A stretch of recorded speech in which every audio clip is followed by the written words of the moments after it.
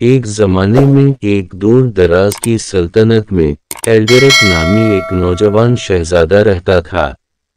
وہ اپنی ذہانت اور چالاکی کے لیے مشہور تھا، لیکن ایک چیز تھی جس نے اسے پریشان کر رکھا تھا۔ جیسپر نامی ایک چالاک گدھا جو شاہی استبل سے تعلق رکھتا تھا۔ ایلڈرک اکثر محل کے باغات میں جاسپر پر سوار ہوتا تھا اور گدھا اسے بے وقوف بنانے میں کبھی ناکام نہیں ہوتا تھا۔ جیسپر کے پاس ہر موڑ پر شہزادے کو پیچھے چھوڑنے کا ایک طریقہ تھا جس سے درباریوں کو بہت ہنسی آتی تھی۔ ایک دن ایلڈرک نے جیسپر کو سبق سکھانے کا فیصلہ کیا۔ اس نے اپنے مشیروں کو بلایا کہ وہ چالاک گدھے کو ہرانے کا منصوبہ بنائیں۔ مشیروں نے شاہی بھولبلیا کے ذریعے ایک دوڑ کا مشورہ دیا۔ ایک بھولبلیا والا باغ جو پھندوں اور خرابیوں سے بھرا ہوا تھا۔ جیتنے والے کو ہوشیار ترین قرار دیا جائے گا۔ اس بات سے جیسپر بھی آگاہ تھا۔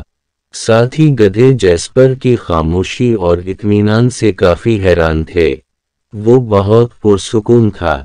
ایک شام ان میں سے ایک گدھے نے جیسپر سے کہا، کیا تم نے ریس کے لیے کوئی تیاری بھی کی ہے؟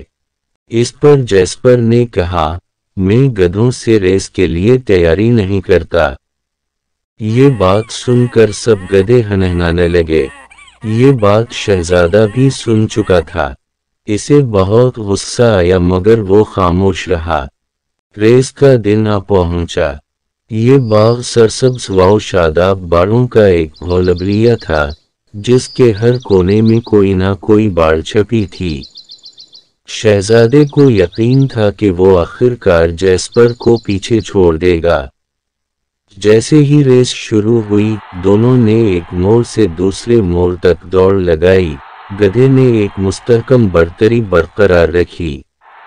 ایلڈرک لمحہ بلمحہ غصے میں آتا گیا۔ تماشائیوں کے قہقہوں سے اس کا فخر اور غرور ملیا میٹ ہو گیا۔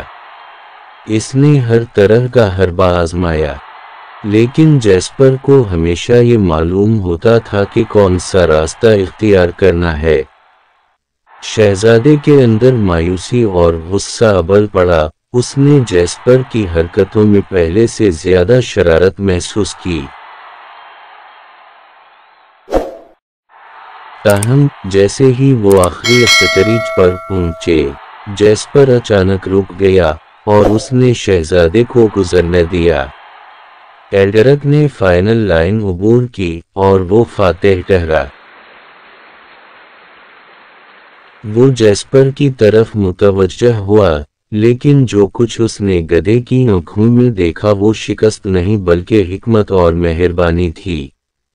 ایلڈرک نے محسوس کیا کہ جیسپر نے اسے عاجزی اور فخر پر احسان کی اہمیت کے بارے میں ایک قیمتی سبق سکھانے کے لیے اسے جیتنے دیا تھا۔ شہزادے کا غصہ اور شرارت پگھل گئی۔ اس کی جگہ ہوشیار گدھے کے لیے شکر گزاری اور احترام نے لے لی۔